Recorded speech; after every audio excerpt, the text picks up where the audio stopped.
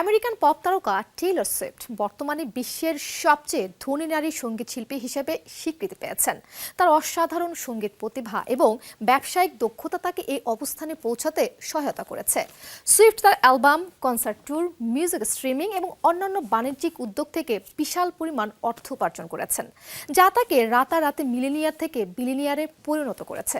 সুইফটের concert tour এতটা জনপ্রিয় হওয়ার কারণ কি? সম্প্রতি শেষ হলো টেইলর সুইফটের ইরাস ট্যুর। এর মাধ্যমে জনপ্রিয় এ তারকা 6টি ভিন্ন ভিন্ন মহাদেশে গিয়ে গান পরিবেশন করেছেন। গায়িকা এই ট্যুরে ছুটে বেরিয়েছেন এশিয়া, ইউরোপ থেকে দক্ষিণ আমেরিকা। সর্বশেষ ভ্যানকুভারে এসে শেষ হয় ট্যুরটি। অতি উৎসাহী ভক্তরা জনপ্রিয় এই ট্যুরটিকে আরেক মার্কিন তারকা মাইকেল জ্যাকসনের জনপ্রিয়তার সাথে তুলনা করে। আসলেই কি টেইলর সুইফটের জনপ্রিয়তা মাইকেল জ্যাকসনকে ছাড়িয়ে গেছে, নাকি এটা কেবলমাত্রই ভক্তদের মতামত? ইরাস ট্যুরের মাধ্যমে রাতারাতি মিলেনিয়র থেকে বিলিয়নিয়র বনে যাওয়ার জন্য বেশ কিছু পরিকল্পনা গ্রহণ করেছেন সুইফট, এমনটাই মনে করেন বিশ্লেষকরা। গায়কী প্রতিভার পাশাপাশি ব্যবসাটাও বেশ ভালোই সামলাতে পারেন এ পপ তারকা, কেননা তিনি জানেন ট্যুরে গান পরিবেশনের পাশাপাশি স্ট্রিমিং মাধ্যমে বেশ ভালো লভ্যাংশ পাওয়া যায়। সেই সাথে কনসার্টের সাউন্ড সিস্টেম ও কনসার্ট সম্পর্কিত বিভিন্ন খাতগুলো থেকে প্রাপ্ত আয় সুইফটকে বিলিয়নিয়র হতে সাহায্য করেছে। অন্যদিকে ইরাস ট্যুরে প্রায় প্রত্যেকটি কনসার্টে মৃদু ভূমিকম্পনের খবর শোনা গেছে। অনেকেই মনে করেন এটিও মার্কেটিং স্ট্র্যাটেজির একটি অংশ।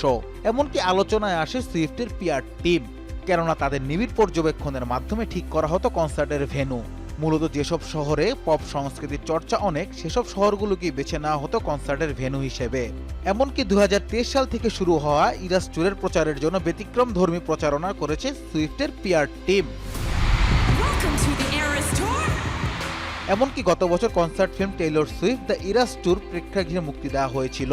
সুইফট ও তার দল $15 মিলিয়ন ব্যয়ে সিনেমাটি নির্মাণ করে। এটি কেবলমাত্র যুক্তরাষ্ট্র থেকে $180 মিলিয়ন ও দেশের বাইরের মার্কেট থেকে প্রায় $81 মিলিয়ন আয় করে নেয়।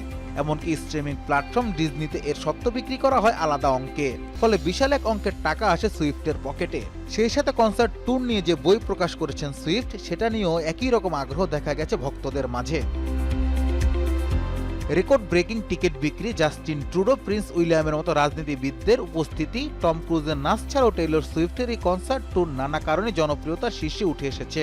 তা ইরাস ট্যুর শেষ হওয়ার আগে থেকেই ভক্তদের দাবি ছিল দ্রুতই এমন ট্যুর আবার আয়োজনের।